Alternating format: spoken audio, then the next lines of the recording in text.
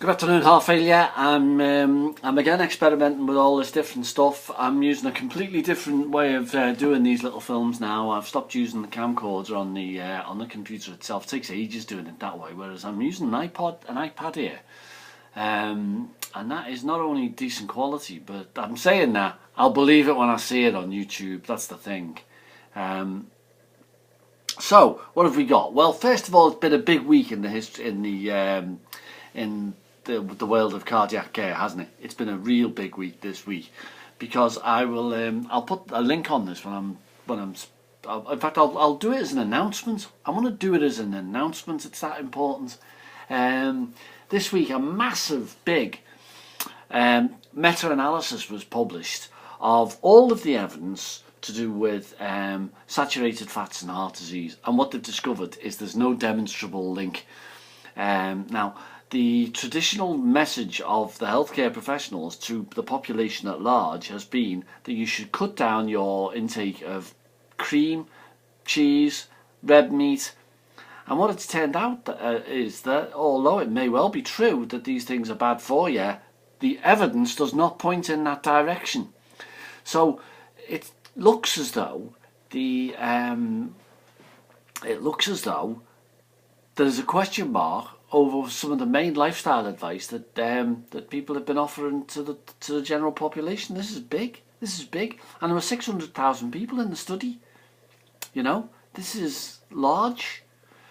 Now, those of you who were on the cardiac care course last term, will know that there was a piece up that I put, a film from the British Medical Journal. Had a meeting in Leeds, where some chap got up and he said there is no evidence to support the idea that saturated fats give you heart disease, and he used as his evidence loads, huge big trials done by the World Health Organization. Now, you know, I used to put that up just to be controversial, but now it looks as though this might be a tipping point. That this might be a point where the whole consensus alters. So it's been a big week, really. So I'm kind of very interested. I'll put some links up when I finish doing this. I'll put some links up so that you can see for yourself some of the headlines that it achieved. What else have we got? Rajani, have a good time in India. I hope everything goes well for you while you're over there. And you know, my condolences. Many of you are catching up to old exercises. I'm still getting dribs and drabs of references sent in, and sometimes, you know, sometimes they're good and sometimes they are not so good.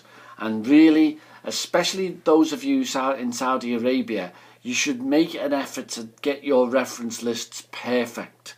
Only use journals after 2005, and make sure they are absolutely every single detail perfect, or use RefWorks. The other thing that I'm going to advise you all to do is to put in your work through Turnitin. Start writing drafts and put them in on Turnitin.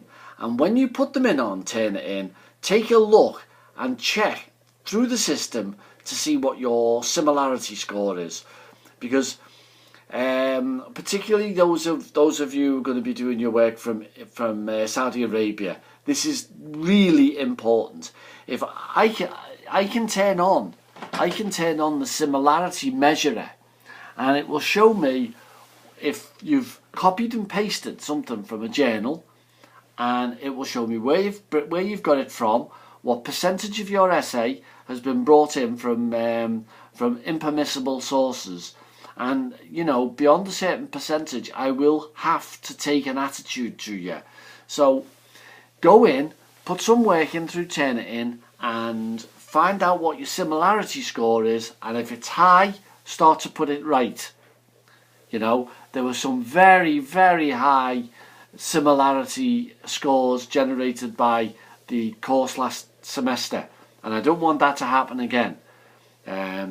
So put it in, have a look, and use what you see as guidance in order to help you avoid a high mark.